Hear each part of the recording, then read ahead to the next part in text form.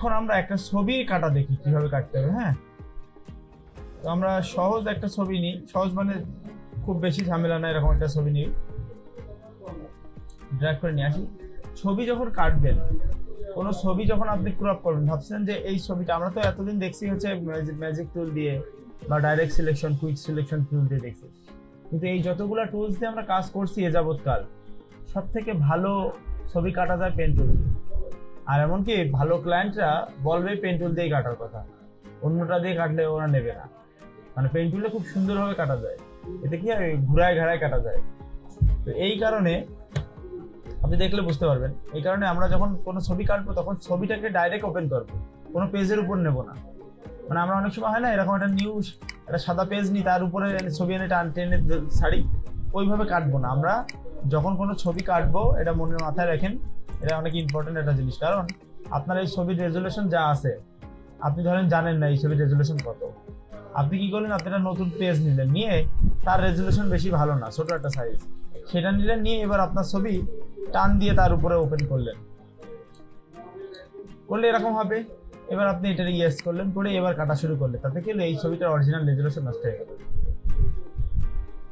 বুঝা গেছে? এই কারণে আমরা এইভাবে ওপেন করব না, আমরা করবো কিভাবে, ডাইরেক্ট ছবিটাকে টান দিয়ে ওপেন করবো। তাহলে কি এই ছবিটার যে রেজুলেশন, ওই রেজুলেশনই ফটোশপে ওপেন আছে। ঠিক আছে? এবার আমরা কাটার জন্য কি করতে হবে, পেন টুলটা নেব। পেন টুলের মধ্যে অনেকগুলো টুলস আছে, শুধু পেন টুলটা দেখি।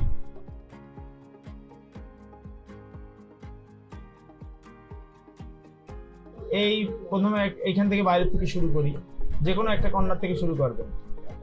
এইখান থেকে ধরেন আপনি কাটবেন, আপনি এখান থেকে শুরু করার দরকার নেই। হ্যাঁ, আপনি শুরু করবেন দেখা গেছে যে কোনো একটা কর্নার থেকে। এবার কাটার সময় একটু ভিতর থেকে কাটতে হবে। এই পাশ দিয়ে মনে করেন আপনি যাচ্ছেন, দেখেন এই যেটা কিন্তু ঘুরানো যাচ্ছে, দেখছেন অন্য টুলসে এই ঘুরানোটা যায়। এখন কথা হচ্ছে, এই যে দেখেন ঘোরায় আমি কি করতেছি, এই পাশ থেকে এইভাবে গেছে, তাহলে আমি এখানে ক্লিক করে একটু এই দিক ভিতর দিক টান দিই, এখান থেকে আবার এখন দেখেন এই একটা হ্যান্ডেল হয়েছে না, আর একটা হ্যান্ডেল। এখন যদি আমি এখানে ক্লিক করি, তখন দেখেন এখান থেকে তো কেমন যেন হয়ে গেছে। এই কারণে এই হ্যান্ডেলটা কেটে ফেলতে হবে। কেটে ফেলতে গেলে কি করতে হবে, অল্টার চেপে এই হ্যান্ডেলের মাঝখানে ক্লিক করতে হবে। দেখেন যখন অল্টার চেপে ধরে, অল্টার কিবোর্ড থেকে কি কন্ট্রোল না, অল্টার চেপে ধরে এই মাঝখানে যখন নেবো, তখন দেখেন ওইখানে একটা ছোট্ট একটা অ্যারো চিহ্ন তৈরি হয়েছে, দেখছেন? ওই দেখেন এইখানে কিন্তু এখন অল্টার চেপে কিন্তু আমি এখানে ক্লিক, মানে মাউস নিলে কিন্তু দেখাচ্ছে না, কিন্তু যখন ওই অ্যারো চিহ্ন দেখাবে তখন মনে করতে হবে যে অরিজিনাল পয়েন্টের উপরে আসছে। এবার এটা ক্লিক করবো, তাহলে হ্যান্ডেলটা কেটে যাবে। অনেক সময় ভুলবশত আপনি এরকম বাইরে ক্লিক করে দিতে পারেন, দিলে দেখেন এই জায়গায় কি হয়েছে, এখানে দেখছেন এইটা কিন্তু ঘুরে এইভাবে হয়েছে, আপনি দেখেছেন এইভাবে চলে গেলে, তখন মনে করলেন যে হয়তো হয়েছে, কিন্তু না। এই কারণে ভুল হলে কন্ট্রোল জেড দিয়ে ব্যাকে যাবো, কন্ট্রোল জেড, অল্টার চাপ দিয়ে, আর নাহলে এরকম জুম করে নেবেন, কন্ট্রোল প্লাসে জুম। হ্যাঁ, এই যে কেটে নেবো, নিয়ে এবার আবার এখান থেকে এই করতে হবে। প্রথমত এটা অনেক কঠিন মনে হবে, সত্যি কঠিন মনে হবে সবার কাছে, ঠিক আছে? আস্তে ধীরে এটা কাজ করতে করতে আপনার নিজের হাত নিজে সেট করে ফেলতে হবে, এটা আপনার নিজের উপরে দায়িত্ব আর কি। দেখেন, তাই বলে এবার প্রথমে একটা কাজ করতে পারেন, আপনি ছোট ছোট ছোট ছোট করে পয়েন্ট দিয়ে দিয়ে যাইতে পারেন, ঠিক আছে? বড় বড় পয়েন্ট না দিতে পারলে, এটা সহজ বুদ্ধি। আর যদি বড় পারেন তাহলে বড় হলে সবচেয়ে ভালো হয়, তাহলে কি হয়, একবারে এটা কাটা কাটা কাটা কাটা হয়ে গেছে। হ্যাঁ, আর আপনি যদি একবারে যদি এইখানটা এরকম ভাবে নিতেন, তাহলে আরো বেশি ভালো হতো। এই একটা লাইনে যাইতো, ধরেন টুকরো টুকরো তার দিয়ে যদি একটা বড় তার বানান, তাহলে অনেকগুলো জয়েন্ট হলো না? আর যদি একটা তার এক ঢালা একটা তার দিলেন, তাহলে আরো ভালো হলো না ব্যাপারটা? তো এইটা লিক কম থাকলো এই আর কি। এইটাও এরকম, যদি আপনি এরকম ছোট ছোট ছোট ছোট পয়েন্ট দিয়ে যান, তাহলে সেই কিন্তু এখান থেকে কোনাই হয়ে গেল। কিন্তু আমার মাথার এইটা তো পুরা না, এটা রাউন্ড, তো আমি এখানে এইভাবে টান দেবো। এই হ্যান্ডেল তো অল্টার চাপ দিয়ে কাটা যাচ্ছে।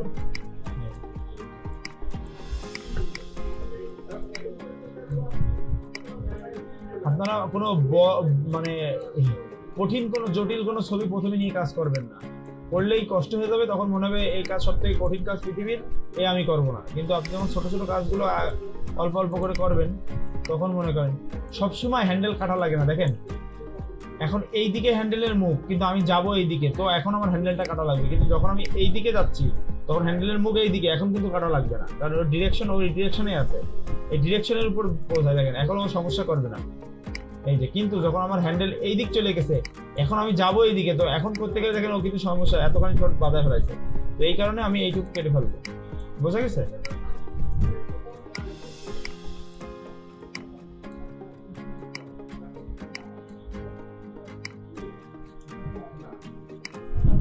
আমি স্পেস চাপ দিয়ে সরাই নিচ্ছি। হ্যাঁ, আমি জুম করে নিচ্ছি, এই কারণে বড় হয়ে গেছে ছবি। এখানে স্পেস চাপ দিয়ে সরাই নিতে হচ্ছে।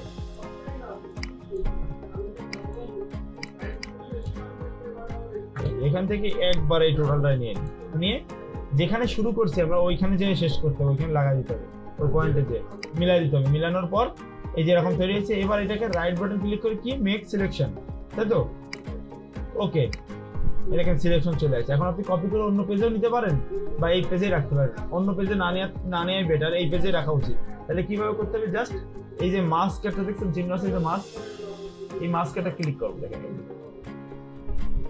ঠিক আছে, ধরেন এই ছবির সাইজটা কত জানার জন্য ইমেজ থেকে ইমেজ সাইজে যাওয়া যায়। মানে এই ছবির সাইজ দেখেন 6000 বাই 6016 পিক্সেল আর 4016 পিক্সেল। এখন এটা যদি আপনি 100 বা 200 পিক্সেলের মধ্যে কাজ করতে চান তাহলে ছবি নষ্ট হয়ে যাবে। এই কারণে ওই সাইজটা বড় করে নিতে হবে। ওই পেজটা যখন নেবেন তখন বড় আকারের পেজ নেবেন, নিয়ে কাজ করবেন। বোঝা গেছে? আচ্ছা, এটা একটা ছবি ফাইল। এখন কি ফরম্যাটে সেভ দেবেন সেটা হচ্ছে ব্যাপার। সাধারণত এই সেভ অ্যাসে যে এইখানে দেখেন অনেকগুলো ফরম্যাট আছে। কোথায় যাবেন, ফাইল থেকে সেভ অ্যাস, সেভ অ্যাস। হ্যাঁ, নতুন ফাইলে সেভ অ্যাস দেবেন। যে এবার কোথায় সেভ করবেন, ধরেন ডেস্কটপে সেভ করবেন, একটা ফোল্ডারে সেভ করলে ফোল্ডার ক্রিয়েট করবেন, করে এখানে লিখলেন রিমুভ বলে সার্চ লিখলেন। এখানে কি নাম দেবেন, যদি ওই নাম থাকে ওই নামই থাকবে। এখানে অনেকগুলো ফরম্যাট আছে। একটা আছে পিএসডি ফরম্যাট। পিএসডি ফরম্যাট মানে কি, এইটারে প্রজেক্ট ফাইল হিসেবে সেভ করে রাখা, আবার নতুন করে কাজ করতে পারবেন। আর আছে হচ্ছে জেপিজি, এই যে জেপিইজি। হ্যাঁ, জেপিজি এটা একই। আর আছে পিএনজি আছে ব্যাকগ্রাউন্ড থাকবে না পিছনে কোনো, ওখানে কোনো ব্যাকগ্রাউন্ড নাই তো পিছনে।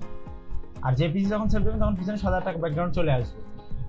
আচ্ছা, আমরা পিএনজিতে সেভ দিয়ে সেভ, এই যে এইখানে ওকে করবো জাস্ট। দেখেন পিএনজিতে সেভ হয়ে গেছে, সেভ হচ্ছে না। আমরা যাই দেখেন দেখতে পাবেন। এই ব্যাকগ্রাউন্ড রিমুভ করি, এই যে ব্যাকগ্রাউন্ড রিমুভ, এই দেখেন পিএনজিতে সেভ হয়েছে। দেখেন এর কোনো ব্যাকগ্রাউন্ড নাই, দেখছেন এর কোনো কিন্তু ব্যাকগ্রাউন্ড নাই। পিএনজি এটাকে বলে ট্রান্সপারেন্ট ফাইল। এটা আপনি যে কোনো ডিজাইনে নিয়ে কাজ করতে পারবেন। আর একটা আছে হচ্ছে জেপিজি ফাইল, সেভ অ্যাস, এখান থেকে জেপিজি অনেক তিনটা আছে, কিন্তু আপনি একদম প্রথমটা দেবেন। এই জেপিজি এইটা 2000 না, এই স্টুডিও না, এই শুধু জেপিজিটা দিয়ে ডেস্কটপ, এই ব্যাকগ্রাউন্ড এখানে সেভ দিবেন। এই জেপিজি দিলে দেখেন এই সাদা একটা কালার চলে আসে ব্যাকগ্রাউন্ডে। হ্যাঁ, বোঝা গেছে?